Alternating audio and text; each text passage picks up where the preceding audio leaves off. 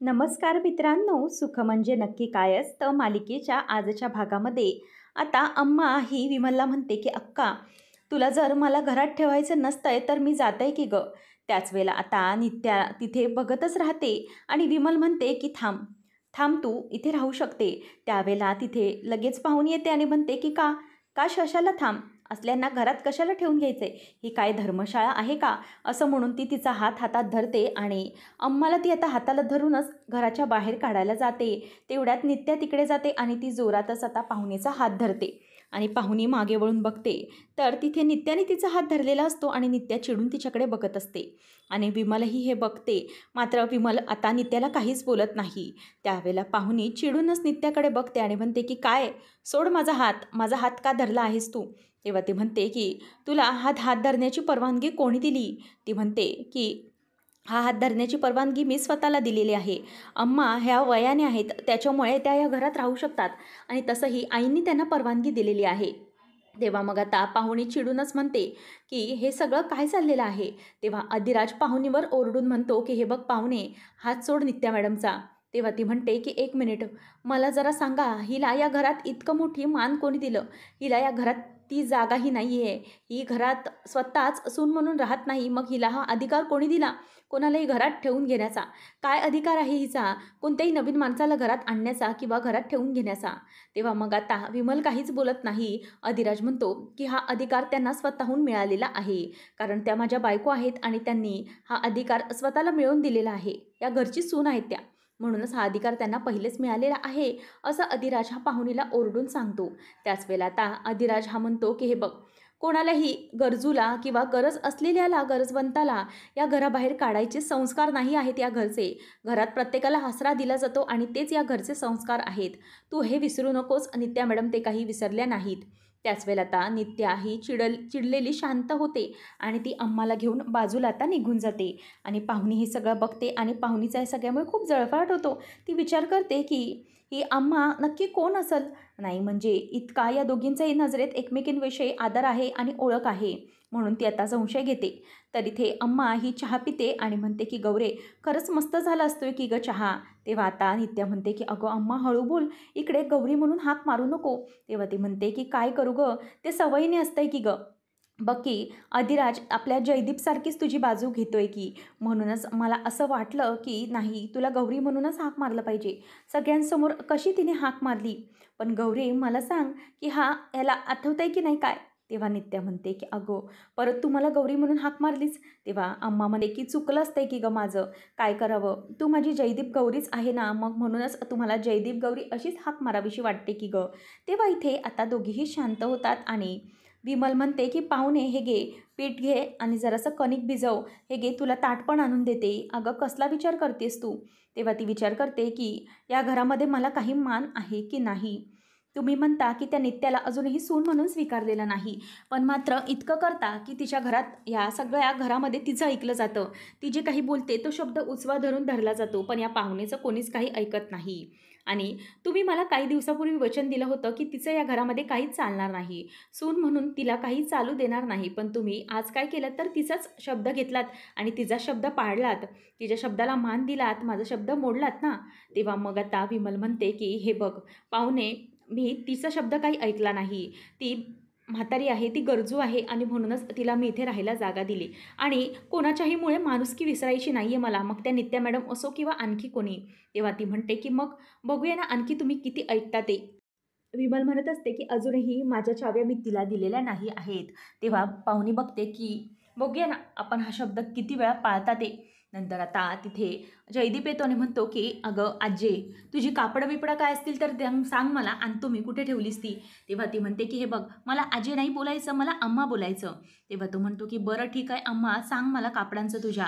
तेव्हा आता ती म्हणते की ती कापडं बिपडं समजा तिकडे जाऊ दे, आता तू इथं माझ्या बाजूला पहिले बस. आणि आता ते दोघेही तिच्या बाजूला असतात. नित्या आणि अधिराजला ती दोघांनाही एकमेकांच्या खांद्यावर कुशीत घेते आणि म्हणते की तुम्ही दोघं असेच सोबत भेटले तर मला काहीही नको रे पोरांनो, या जगात तुम्हा दोघांना भेटले आणि मला खरंच खूप मोठा आनंद झाला. खरंच तुम्ही दोघं भेटल्याने माझं आयुष्यच वेगळं झाल्यासारखं वाटतंय. हे ऐकून अधिराज आणि नित्याला खूपच बरे वाटते. अम्मा त्याला म्हणते की अधिराज, खरंच तुला भेटून खूप बरं वाटलं की गं. माझी मुलं मला परत भेटल्यासारखी वाटली. तेव्हा आता अधिराज म्हणत असतो की अम्मा अजिबात काळजी करू नको. बरं तुम्ही दोघं बोलत बसा, मी पुढचं काय ते बघतो. आणि नंतर आता अम्मा म्हणते की गौरी खरंच जयदीप खूप मस्त असतो की गं, पण त्याला सगळं आठवायला हवं. तेव्हा गौरी म्हणते की हो तेच तर आहे, लवकरात लवकर सगळं आठवायला हवं. आणि अम्मा म्हणते की तो तुझी साथ देतोच आहे. सगळं खूप बरं वाटतंय मला, हे सगळं पाहून खरंच खूप आनंद झाला आहे. आणि तुझ्या घरच्यांनीही मला इथे राहायची परवानगी दिली. तेव्हा ती म्हणते की मी सगळी ॲक्टिंग बरोबर केली असते ना गं. तेव्हा आता गौरी म्हणते की हो तू सगळी ॲक्टिंग आता बरोबर केलीस, पण मात्र हळू बोल, नाहीतर काय आहे ना खूप मोठा प्रॉब्लेम होऊन बसेल आणि सगळ्यांना समजेल की तुम्ही मला गौरी गौरी अशी हाक मारता येते. हे ऐकल्यावर आता ती हसायला लागते. आणि त्यानंतर मग आता शालिनी आलेली पाहून अधिराज म्हणतो की आयडे अगं लवकर ये, आपल्या पाहुणे आल्यात बघ. आणि आता तिथे शालिनी आलेली असते. शालिनी ही बाहेर येते आणि चपला काढून आतमध्ये शिरते. आणि त्याच वेळेला आता शालिनीच्या समोरच अम्मा येते. आता अम्माला पाहिल्यावरती शालिनीच्या चेहऱ्यावरचा रंगच उडतो आणि अम्माही आता शालिनीला बघून अगदी दचकते. त्याच वेळेला आता गौरीही घाबरते, कारण आता सामने सामने शालिनी आणि अम्मा आलेल्या असतात. फ्लॅशबॅकमध्ये शालिनीला आठवतं की पाहुणीने शालिनीला फोन केलेला असतो आणि सांगितलेलं असतं की एका म्हातारीला अधिराज आणि नित्या घेऊन आलेले आहेत आणि तिला ती अगदी अशी वागवते जशी काय ती तिची खूप जुनी ओळखीची आहे. आणि दोघींच्याही नजरेत एकमेकींविषयी ओळख दिसली, मला खूप जुनी ओळख, म्हणून मी तुम्हाला फोन केला आणि सांगायला सांगितलं आहे की तुम्ही लवकरच या. आणि ती म्हातारी कोण आहे बघा, ती आमच्याच घरी आहे. म्हणून शालिनी आता आलेली असते आणि ती समोरच अम्माला बघते आणि दचकते. त्याच वेळेला आता अम्माच्या अंगात मात्र सूडभावना संचारलेली असते. अम्मा उठते आणि अगदीच रागाने शालिनीकडे बघायला लागते. त्याच वेळेला आता नित्या म्हणते की काय झालं अम्मा, तू ओळखतेस का हिला, आणि तू कशी ओळखतेस हिला. तेव्हा ती म्हणते की अगं हिला कशी नाही ओळखत असते की गं, हिला तर चांगलीच ओळखत असते मी. अगं ही बया इथे कशा पायी आली. आणि त्याच वेळेला आता अधिराज हसत असतो. तो म्हणतो की ही कशी काय ओळखते. तेव्हा आता लगेच ती म्हणते की हो अशा माणसांना मी बरोबर ओळखत असतो की ग, या बाईला इथे कशाला आणली, असं म्हणून ती ओरडत असते. त्याच वेळेला आता शालिनी रागाने तिच्याकडे बघत असते. तेव्हा आता तिला ती म्हणते की काय ग, डोळे फाडून फाडून कशाला माझ्याकडे बघत आहेस, डोळे वटारून कशापायी बघत आहेस, आधी तुझे डोळे खाली कर. तुला काय वाटलं की तुला आत्ता मी घाबरेन, नाही घाबरणार, तुला आत्ता मी अजिबात घाबरणार नाही. त्याच वेळेला आता शालिनीला ह्या अम्माबरोबरच्या जुन्या आठवणी आठवतात. अम्माला शालिनीने खूपच त्रास दिलेला असतो आणि प्रत्येक वेळेला तिला म्हणालेली असते की तुला त्या गौरीचा खूपच पुळका येतो ना, आणि तिचं हात वगैरे सगळं मुरगळलेलं असतं. ते सगळं तिला आठवतं. आणि नंतर ती म्हणते की हो आता मी हिला बरोबरच लक्षात ठेवून आहे की गं, हिला काय वाटलं की प्रत्येक वेळेला हिला सगळेजण घाबरतील, तर तसं होणार नाही. हिला आत्ता मी घाबरत नसते, आता उलट हिला मी घाबरवणार असते. आणि तुला काय वाटतं मी प्रत्येक वेळेला तुझ्या ताटाखालचं मांजर बनून राहील, तर नाही. बघ तुला आत्ता मी पुढे कशी अद्दल घडवते ते, जे काही झालंय ना त्याचा बदला मी गेल्या बिगर राहतच नाही बघ, असं ती बोलते. आणि शालिनी आता खूप घाबरते आणि तिच्या पर्समधल्या गोळ्या काढून त्या गोळ्या खाते आणि शांत होते. तेव्हा विमल म्हणते की मालकीनबाई तुम्ही बसा बरं, इथं बसा, मी तुम्हाला पाणी आणते आणि चहा पण पिऊन जा. तेव्हा शालिनी म्हणते की नको नको, मला चहा वगैरे अजिबात काहीही नको. तेव्हा आता नित्य म्हणते की तुम्हाला बरं वाटतंय का शालिनी मॅडम, आणि ना तुम्ही काळजी करू नका, तुमच्यासारखीच दिसणारी कोणीतरी ओळखीची यांची मालकीन वगैरे असेल, म्हणूनच आजी असं बोलून गेली, तू घाबरू नकोस, अजिबात घाबरू नका मॅडम, असं ती बोलत असते. आणि त्यावेळेला नित्या ही रागाने तिच्याकडे बघत असते. आणि इथे आता अम्मा ही एकदम ठसन देऊन तिच्याकडे बघत असते. आणि अम्मा म्हणते की नाही मी यांना ओळखत नाही, कदाचित या दुसऱ्या कोणीतरी वेगळ्या असतील. आणि शालिनी त्यावेळेला घाबरूनच बघत असते. आणि शालिनीच्या डोळ्यासमोरून एका क्षणामध्ये सगळा भूतकाळ निघून गेलेला असतो. आणि शालिनी म्हणते की बरं चला मी निघते, माझी महत्त्वाची कामं आहेत, असं म्हणून ती आता निघून जात असते. त्याच वेळेला अम्मा ही म्हणते की जाऊ दे गेली तर, पण आता या बारीला तिने जर काही करण्याचा प्रयत्न केला तर मात्र मी तिला सोडणार नाही. आणि मात्र शालिनी इथे एकदम दचकलेली असते. अम्माला समोर पाहून तिच्या डोळ्यात अगदी भीती जाणवत असते. त्याच वेळेला सगळेजण विचार करतात की काय झालं असेल, ही शालिनी मॅडम अशी अचानक कशी काय निघून गेली. आणि अधिराज आता अम्माकडे बघत असतो, तर अम्माच्या डोळ्यातला राग कणभरही कमी झालेला नसतो. आणि शालिनी धावत धावत तिच्या गाडीपाशी येते आणि गाडीकडे येऊन ती उभी राहते आणि विचार करते की अम्मा, ही अम्मा मध्येच कुठून आली, ही तर निघून गेली होती ना. त्याच वेळेला आता शालिनी ही गाडीमध्ये बसायला जाणार, तेवढ्यातच तिथे नित्या येते. आणि नित्या म्हणते की एक मिनिट शालिनी मॅडम, तेव्हा नित्याला शालिनी वळून बघते आणि नित्या ही शालिनीकडे बघून आता हसत असते आणि ती म्हणते की काय झालं आहे हसायला. नित्या म्हणते की अहो मॅडम, तुमचा हा महत्त्वाचा ऐवज आतमध्येच राहिला होता. औषधं आहेत तुमची. अशा वेळेला तुम्हाला भीती वगैरे झाली, काय झाली तर काय करणार? त्याच्यामुळे औषधं खावी लागतात ना. आणि काय हो, ही जर औषधंच तुम्हाला सापडली नाही तर काय होईल तुमचं? खूपच बेकार अवस्था होऊन जाईल ना तुमची. म्हणूनच काही झालं तरी औषधं तुमच्यापासून मात्र कधी वेगळी करू नका हा. अशी नित्या तिला धमकी देते आणि शालिनी ती औषधं हातात घ्यायला जाते तेव्हा नित्या ती स्वतःच्याच हातावर उडवते आणि पुन्हा स्वतःकडे ठेवते आणि म्हणते की तुम्ही अधिराज आणि मला वेगळं करण्याचा प्रयत्न करताय ना. तुम्ही काल 2 वेळा मला संपवण्याचा प्रयत्न केला. तुम्हाला काय वाटलं की तुम्ही मला संपवाल आणि तेही अधिराजसोबत? पण ते शक्य नाही. कारण अधिराज हा माझ्या नेहमी बरोबर असणार आणि तो मला कधीही काहीही होऊ देणार नाही. एक गोष्ट चांगलीच लक्षात ठेवा. त्यावेळेला शालिनी म्हणते की हे बघ, तुझा हा जो काही भ्रम आहे ना तो लवकरच संपेल आणि बघ मी काय करते ते. तेव्हा आता नित्या म्हणते की हो, भ्रम आहे तो संपणार नाही. कारण जोवर तुम्ही मला काहीच करू शकत नाही तोपर्यंत अधिराज आहे. तेव्हा आता शालिनी तिच्यावर चिडते आणि हात अगदी नागासारखा करून तिला आवाज काढून फटकारी काढून दाखवते आणि म्हणते की तुला काय वाटलं मी कोण आहे? मी विषारी नागिन आहे, नागिनी. शालिनी म्हणतात मला. आणि लक्षात ठेव, मी डसल्याशिवाय राहत नसते. नक्कीच समोरच्याला दंश करते तेव्हाच मी गप्प बसते. आणि त्यानंतर मग आता नित्या म्हणते की मला माहीत आहे तू विषारी नागिन असशील. तेव्हा ती म्हणते की हो, आहे मी विषारी नागिन आणि मी काय करू शकते याचा अंदाजा तुला अजिबात नाही. तेव्हा ती म्हणते की मी अंदाज लावत बसणार नाही आणि जर मी तुम्हाला नाग म्हणाले तर त्या नागदेवताचाही अपमान होणार. म्हणूनच तुम्ही ते म्हणून घेण्याच्या लायकीच्या नाही आहात. देवाला काहीही बोलू नका. उगीचच तुमची ही घाणेरडी कर्म आहेत ती देवाच्या नावे टाकू नका. मला आता फक्त तुम्हाला इतकंच सांगायचं आहे की माझ्यामध्ये येण्याचा प्रयत्न करायचा नाही. अधिराज आणि माझ्यामध्ये याल जर ते विष आहे ना, ते विष तुम्हालाच जाळून खाक करून टाकेल. ते विष तुम्हाला संपवेल. म्हणूनच त्या विषाचा उपयोग हा स्वतःच्या बचावासाठी करा आणि हे विष आहात ना ते तिथेच राहा आणि स्वतःला जर नागिन समजत असाल तर स्वतःच्या बिळातच राहा, असं ती त्याला आता तिला धमकी देते. तेवढ्यातच तिथे आता अधिराज आलेला असतो. अधिराज म्हणतो की मालकीनबाई, काय झालं? तुम्ही दोघी अशा का भांडताय? तुमचं परत दोघींचं प्रोजेक्टवरून भांडण सुरू झालं की काय? असा अधिराज विचारतो आणि म्हणतो की मालकीनबाई, मी हात जोडून तुमची माफी मागतो. खरं तर हे जे सगळं त्या आजी बोलली ना त्याबद्दलच मला माफी मागायची आहे. मला माहिती आहे ती खूप चुकीचं बोलली आहे ते. तेव्हा आता ती म्हणते की नाही रे, असं काही नाही. आम्ही प्रोजेक्टवरून वगैरे काहीच भांडत नाही आहोत.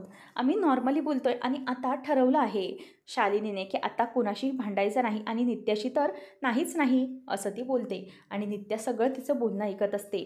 त्याच वेळेला आता अधिराजला हे ऐकून बरं वाटतं आणि मग आता नित्या पण बोलते की हो, बरोबर आहे. भांडून तर काहीच उपयोग होणार नाही ना.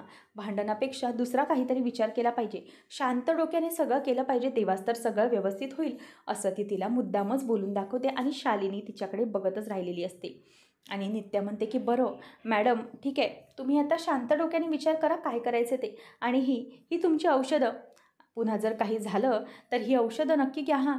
नाहीतर ही औषधं नसतील तर तुम्ही वाचू शकणार नाही. नीट ठेवा, ती सांभाळून ठेवा.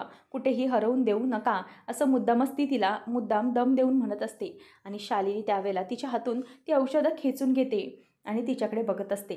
त्याच वेळेला आता नित्या म्हणते की अधिराज, चल आपण जाऊया. आणि ती आता हसतच अधिराजकडे बघत असते आणि म्हणते की चल आपण निघालो पाहिजे. आता अधिराज हा मालकीनबाई मी येतो असं म्हणून तिथून निघून जातो आणि शालिनी विचार करते की हा अधिराज ही जी शक्ती आहे ना, मग आता मी बघते पुढे काय करायचं ते. आणि ही अम्मा नवीनच आली आहे, मग मला पुढे बघायलाच लागेल की काय करायचं ते. अम्माला या पिक्चरमधून बाजूला काढलंच पाहिजे, त्याशिवाय हे काही शक्य होणार नाही आणि यांची जोडी तुटणार नाही, असं ती म्हणत असते. त्याच वेळेला आता विमल ही आजीला म्हणत असते, अम्माला म्हणत असते की काय झालं अम्मा, तू इतकी का चिडलेली आहे? शांत हो, चिडू नको. तेव्हा आता तिथे अधिराज आणि नित्या दोघेजणही येतात आणि नित्या म्हणत असते की अम्मा, अगं तू शांत हो बघू. तेव्हा ती म्हणते की कशी मी शांत हो गं? या बाईला पाहिल्यावर माझी तळपायाची आग मस्तकात गेली असते की गं. तेव्हा तात्या म्हणतात की म्हणजे तुम्ही हिला ओळखता का पहिल्यापासून? आणि अधिराजही म्हणत असतो की हो, तुमची आणि त्या आजीची काही जुनी ओळख आहे का? तेव्हा मग नित्या म्हणायला लागते की नाही, असं काही नसेल. कसं असतं ना, जगात अशी बरीच माणसं असतात जी एकमेकांसारखी दिसत असतात. म्हणूनच या अम्माला असं वाटलं असेल की ती तिच्यासारखीच दिसते. तेव्हा ती म्हणते की नाही की गं, ही हुबेहूब तशीच असते की गं, जे मी माझ्या मालकीनबाईंकडे राहत होते. आणि तेव्हा मग नित्या म्हणते की मग तुला तेच म्हणाली ना मी, तुला तुझी मालकीनबाईसारखीच ती वाटली होती. तेव्हा आता विमल म्हणते की म्हणजे तुम्ही का चिडलात एवढं तिच्यावर, तिने काय केलं होतं? तेव्हा आता अम्मा रडतच उभी राहते आणि म्हणते की तुम्हाला तिचे कर्म माहीत नसतात की ओ, कशी वागली असते ती. ती खूप डेंजर बाई असते. एका रात्रीत तिने आपल्या सगळ्या कुटुंबाला संपवून टाकलं असतंय की ओ. असं म्हटल्यावर आता सगळेजण घाबरतात.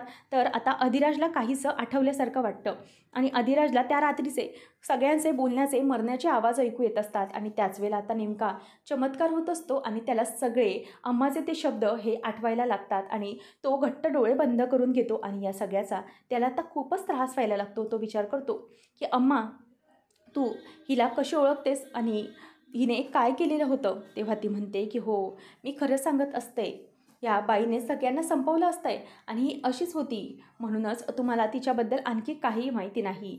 तिचं आयुष्य काय आहे, कसं आहे हे तुम्हाला माहीत नसतंय की हो. म्हणूनच मी तुम्हाला सावध करत असते. तेव्हा आता नित्या म्हणते की अगं अम्मा, तू शांत हो. अशीच दिसणारी ती दुसरी कोणीतरी असू शकते. म्हणून प्लीज तू शांत हो. या गोष्टीचा तू आता जास्त काही विचार करू नको. असं म्हणून नित्या तिला शांत करते. मात्र आता अधिराजच्या डोक्यामध्ये विचारांचं वादळ सुरू झालेलं असतं. तो त्याच दृष्टीने विचार करत सुटलेला असतो. तर आता इथे शालिनी चिडलेली असते. शालिनी येऊन तिच्या रूममध्ये बसते आणि म्हणत असते की ही म्हातारी मध्येच कुतून कोलमडली आणि हिला ही सापडली तरी कुठे. आणि अम्माचे सगळे बोलणे तिला आठवत असते आणि तिची चिडचिड होत असते. त्याच वेळेला तिथे तिच्या मागोमाग पाहुणे येते आणि पाहुणे म्हणते की काय हो मालकीनबाई, हे सगळं काय चाललं आहे तुमचं? आणि ही म्हातारी कोण होती आणि ती तुमच्याबद्दल असं का बोलत होती? मला कळत नाही. नेमकी ही नित्याची कोण असावी असं तुम्हाला वाटतंय? मला तर वाटतंय की हिना नित्याची कोणीतरी ओळखीचीच असली पाहिजे. तेव्हा शालिनी चिडलेली असते. शालिनी म्हणते की काय आहे तुझं इथे? आधीच माझं डोकं फिरलेलं आहे, अजून डोकं फिरवू नको, चल निघ इथून. पाहुणी चिडते आणि म्हणते की काय? मी तुमचं डोकं फिरवते? मालकीनबाई, मी तुम्हाला इतकी या सगळ्यात मदत करते आणि तुम्ही उलट मलाच बोलून दावायलाय. अहो, तुम्हाला कळत नाही तुम्ही काय करताय ते. तुम्ही पाहुणीसोबत पंगा घेऊ नका. जर अधिराज माझा झाला नाही ना, तर मग मी तुम्हाला दाखवते मी काय करू शकते ते. तेव्हा आता शालिनी तिच्यावर हसते आणि म्हणते की अगं पाहुणे, तू माझ्या नखाला एवढी पण सर नाहीस. एवढीशी आहेस तू माझ्यासमोर, एवढीशी. तुला चिरडून टाकणं मला काही सोपं नाही. आणि मी शालिनी आहे, मला काय करायचं आहे मला चांगलंच माहिती आहे. चल निघ इथून. असं म्हणून ती तिला जायला सांगते. आणि नंतर मग आता इथे सोमनाथ येऊन विचारतो की काय झालं आहे पाहुणेला. तेव्हा ती म्हणते की तिची प्रेमाची आग भडकायला लागलेली आहे आणि त्याच प्रेमाच्या आगीमध्ये नित्याला कसं होरपळून काढायचं ना, तेच मी आता बघते. याच प्रेमाच्या आगीचा उपयोग केला पाहिजे. तर आता पुढच्या भागामध्ये आपण पाहणार आहोत की नित्या ही नागपंचमीच्या पूजेसाठी नागाचा तांब्या शोधत असते. त्याच वेळेला ती म्हणते की तो तांब्या शोधताय का तुम्ही? तेव्हा नित्याला ती म्हणते की हो, तोच तांब्या. काय झालं, तू कुठे टाकलास? तेव्हा आता ती म्हणते की तो तांब्या होता ना, तो मी भंगारमध्ये देऊन टाकला. आता हे ऐकल्यानंतर मग पाहुणी म्हणते की काय म्हणालीस तू? तो तांब्या तू भंगारमध्ये देऊन टाकलास? तेव्हा ती हो म्हणते आणि म्हणते की खूपच जुना झाला होता म्हणून तो मी देऊन टाकला.